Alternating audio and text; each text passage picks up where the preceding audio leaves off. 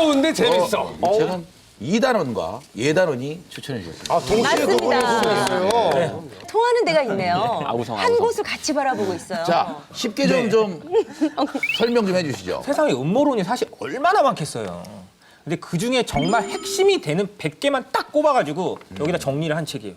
그래서 요거만 보면 음모론을 알 수 있을 뿐만 아니라 세계 정세까지 알 수 있습니다. 심지어. 자, 이 저자에 대해서 먼저 말씀드리면 이 데이비드 사우스웰이라는 사람은 사실 10년 동안 대학을 졸업하고 10년 동안 기자 생활을 했어요. 그러니까 뭔가 이렇게 저널리스트처럼 파헤치고 이런 거에 원래 전문가인데다가 그 이후에는 로비 단체에서 일을 했어요. 영국 재계, 정계, M16 같은 정보기관의 정보통을 갖게 됩니다. 일반인들이 접근하기 어려운 정보들에 접근을 하기 시작한 거죠. 그러면서 뭔가 탐사 보도에 관한 책들을 여러 권 냈습니다. 근데 사실 이 책이 나왔을 때 많은 사람들이 그렇게 많은 음모론을 알고 있는 것 자체가 뭔가 더 이상하다라고 할 만큼 오히려 국가 정부에서 이 사람을 통해서 음모론을 퍼뜨리려고 이 책을 냈다라는 얘기까지 들었어요. 음모의 음모다. 그렇죠. 제가 몇 가지 질문을 드리겠습니다. 미국 정부가 9.11 테러 사건을 알고도 가만히 있었다. 그건 넘어갔다. 그건 아닌 것 같아요. 외계인 얘기 아니야. 그런 얘기 듣긴 들었지만 아니 이 얘기 말이 안 되는 거죠. 되게 많았잖아요. 그러면 많이 있었죠. 사스, 에이즈 같은 질병을 일부러 누군가 퍼뜨린 거다라는 사실을 그 수많은 생명을 그러면- 앗아가면서 그게 말이 아니 됩니까? 비슷한 질병을 퍼뜨릴 수는 있어요. 갑자기 안경 갑자기 안 되겠어요. 갑자기 안경 왜 아니 거야? 갑자기 음모야, 음모. 아니 무슨 음모를 꾸미려고 또. 이게 어떻게 봐야 되냐면요. 야 예쁘다 귀여워 파티 후모. 예. 이게 구성이 사전적으로 되어 있기 때문에 본인이 좋아하는 제목이나 그 사건을 골라볼 수 있는 있죠. 재미가 있습니다. 그렇지. 그다음에 목차를 보면 되겠네. 보시면 돼요. 제1부 유명인의 의문사. 그다음에 우리가 너무 좋아하는 외계인. 외계인. 아, 그럼 재밌어요. 예, 근데 3부 암살 혹은 실종. 이것도 진짜. 그다음에 제5부 의문의 장소. 의문의 장소. 그래요. 이 많은 것들 중에 대표적인 거 하나 골라서 구체적으로 좀 아우성 단원. 존 F 케네디 대통령이 암살당한 건 다들 알고 계시죠? 알죠, 알죠. 사실 좀 뭔가 미궁의 사건이 있지 않았습니까? 그렇죠. 아직까지도 그러면 미국에 아마 사건. 시신을 잘 보존을 했을 거란 말이죠. 그렇죠. 그런데 어느 날 뇌가 사라집니다. 뇌가 사라져. 아니 이 뇌가. 그 뇌가 사라진 걸 누가 발견한 거야?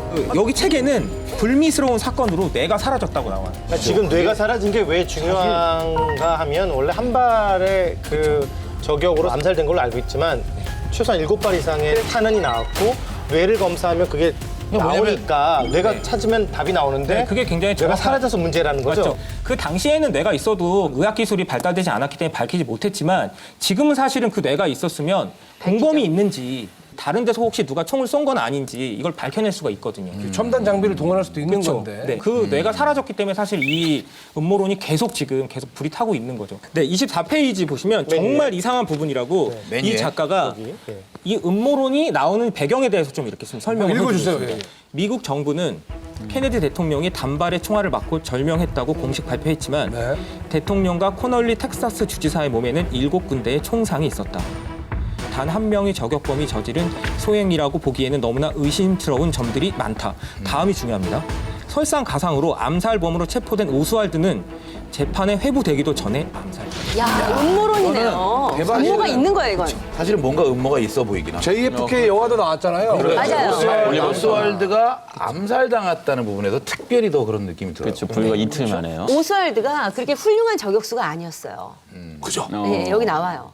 오스왈드가 댈러스의 한 사격장에서 자신의 사격 실력을 과시하면서 다른 손님의 간역을 정확하게 명중시켰다는 신고가 왔는데 진짜 못한 거지. 이거. 그렇죠. 근데 이거는 사실은 굉장히 사격을 잘한 건데 실제 오스왈드라는 사람은 해병대에 있을 때 사격 실력이 신통치가 않았대요. 네. 그러니까 추측하기를 이 오스왈드가 한 명이 아니라 여러 명의 오스왈드를 칭하는 어떤 암호명 같은 걸 거다. 한 사람이 정해져 있었지만 혼선을 주기 위해서 많은 사람들 대북권도 오스왈드 예지원 오스왈드. 떠들고 다녔다는 거죠. 사실 저는 케네디 대통령 암살에 관련해서 나온 음모론들이 상당수는 신빙성이 있어 보이나 오히려 의심할 부분이 있다고 생각하는데 오스왈드 암살에 있어서는 굉장히 설득력 있는 설명이 이 안에 있더라고요. 어떤 거냐면 오스왈드가 1957년 10월 26일 해병대 입대했어요. 60년에 보면 해병대 불명예 제대했는데 그 이유가 소련이라는 국가에 대한 정치적인 매혹 때문이었다는 거죠. 그러니까 이 사람은 당시에 공산주의자였다는 뜻이고 암살의 배후가 KGB였을 것이다. 그러니까 그 케네디 대통령을 암살했을 때 이유가 뭐냐?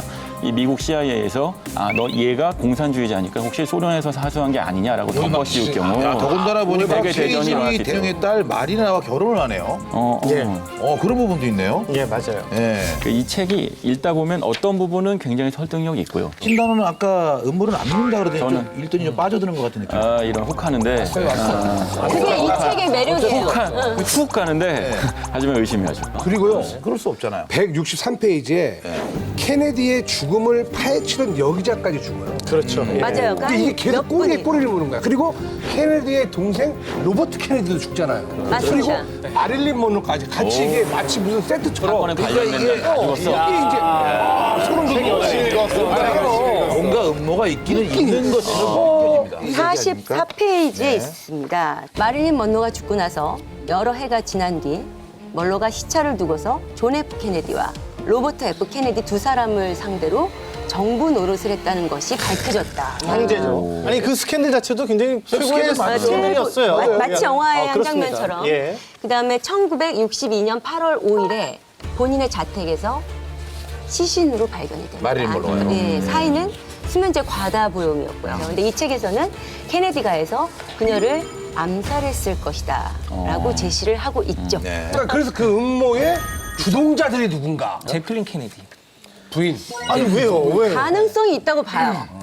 질투. 그래요. 질투죠. 근데 이 정황을 가지고 좀 음모설을 좀 만들어 보면 혹시 제클린 케네디가 멀로도 죽인 거 아닌가? 너무 나가시는 거 아니에요? 넘어간 건가? 너무 나가시는 거 아니에요? 사주는 않았더라도 최소한 이 사실을 알고는 있었을 것 같아요. 알 수밖에 없어요. 만약에 왜냐면 아니 일반 우리 같은 경우도 아니 저기 흥신소나 이런 그 저기다가 아니 남편의 외도라든지 뭐 배우자의 외도 이런 거 다 알아보려면 충분히 알아볼 수 있는 시스템 아닙니까? 여기는 네. 흥신소를 알아볼 필요가 없어요. 왜냐면 존 F 케네디 생일날 그 생일 노래 있죠. Happy Birthday to you. Happy birthday to you. Happy birthday, Mr. President. Happy birthday to you. 이 노래를 너무나 섹시하게 불렀었고 그다음에 먼로가 직접 그걸 불렀죠. 백악관에 계속 전화를 했대요. 바꿔달라고.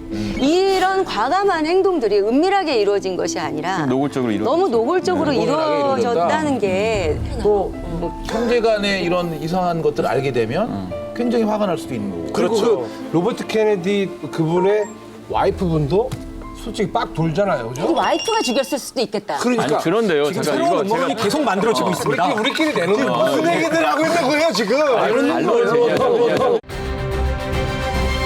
오스왈드가 죽였어요. 그러니까 이 책의 장점이 어떠한 사건을 이러이러한 연유에 의해서 이루어졌을 것이다라고 증거를 제시하고 예. 가장 이상한 거 그리고 가장 유력한 용의자를 예. 열거하고 황당한 그리고 한편으로 황당한 거까지 얘기하는 이 책의 재미가 있는 그리고 거죠. 이어진 사건들을 쭉 추론해 보면 이거 봐 이렇게 손을 내밀 수밖에 없는. 그 실제 인물들이고 또. 예. 네. 이 말하다 보니까 자꾸 빠져듭니다. 근데 다들 근데 혹한 진짜 같은 음모론이 있었습니까 이 책 안에서? 이 책 안에서요? 예. 네. 저는 이 책들이 여러 가지 이게 있는데 저는 여기서 할리우드 외계인이라는 게 있어요. 90페이지에 헐리우드 외계인. 90페이지에. 그렇죠. 네. 외계인의 존재를 지구인에게 가장 완곡하게 알려줄 수 있는 방법은 무엇일까? 가장 손쉬운 방법으로 텔레비전이나 영화, 드라마, 다큐멘터리 등을 통해서 외계인의 존재를 일반 대중에게 널리 알리고 있다. 그러니까 이게 지금 있다고 외계인이 알려주는 일부러 것이다. 할리우드 신빙성 있어요. 네. 그 영화에서도 맨인블랙에 보면 정치인도 외계인이 많고 뭐 그렇죠. 네.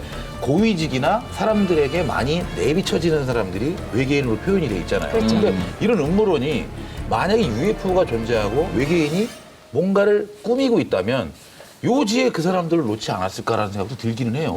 요주엘 UFO 추락 사건에 대해서 조금 보려고 하는데 로즈웰 1947년 7월 3일 맥 브라이즐이 자신이 소유한 드넓은 뉴멕시코 목장에서 방목하는 양떼를 살펴보기 위해 말을 타고 밖으로 나갔대요. 살펴보니까 방목장 한쪽에서 기이한 현상을 목격하게 됩니다. 폭이 수십 미터가 넘는 커다란 웅덩이가 패여 있었던 거죠. 그리고 거기에 이상한 물질이 하나가 있었던 거예요. 이거를 수거해서 인근 로즈웰의 보안관 조지 월콕스에게 자신이 목격한 장면을 신고합니다. 그 이후에 이곳에요 미 육군이 이제 와요. 그리고 통제를 합니다. 예. 그리고 몇 시간 후에 이 미 육군이 이것이 UFO의 잔해다라고 공식적으로 발표를 합니다. 그렇지. 네. 그런데 또 다시 몇 시간이 지난 이후에 반복합니다. 기상 관측용 도구가 날아서 떨어진 이게 파괴된 잔해. 그러니까 바로 번복을 해버리네. 네, 바로 번복을 했어요. 정말 이상한 부분을 좀 보도록 하겠습니다. 예.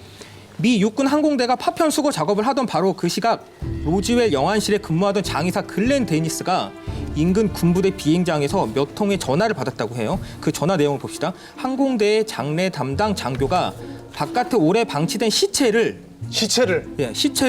조직의 손상 없이 안전하게 보관하는 방법을 여러 차례 물었고 그는 밀봉할 수 있는 소형 관을 여러 개 이 소형관에서 여러 개 준비했다. 네, 여러 개.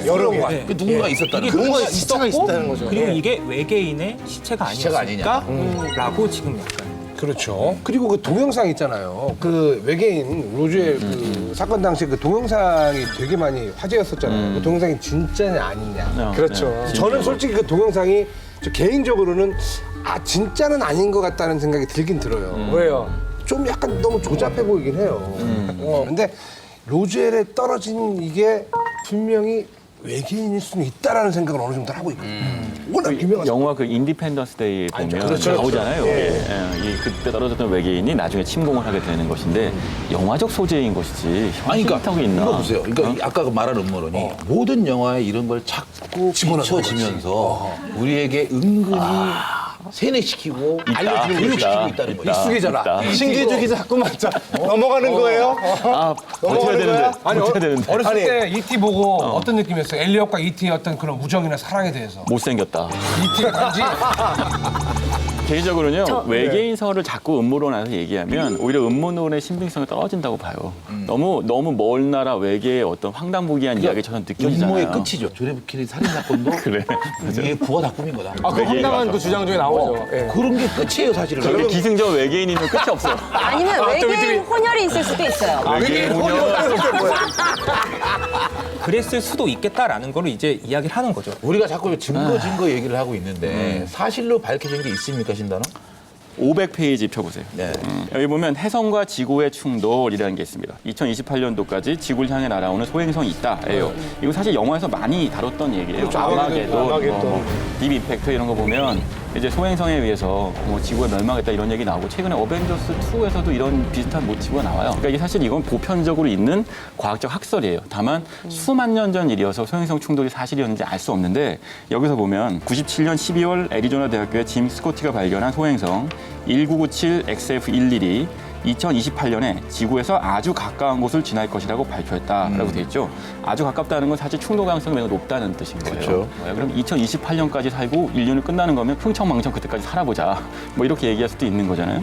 그런데 이제 나사 연구팀에서는 갑자기 이 소행성이 지구와 충돌할 가능성은 전혀 없다면서 그런 조치를 반대했다. 왜냐면 혼란이 오니까. 그렇죠. 혼란이 올까봐 나사에서 이 사실을 감췄다라는 거죠. 근데 저는 이거 음모설이 아니라 이거는 일종의 과학이잖아요. 그렇죠. 그런데요. 지금 이陰謀論이 사실이라고 주장하게 되는 근거가 올해 초입니다. 2015년 4월 달에 그 유럽 우주국이 있거든요. 나사 말고 ESA라고 해서 역시 이는 유럽이겠죠. 지구 방어 회의라는 걸 열어요.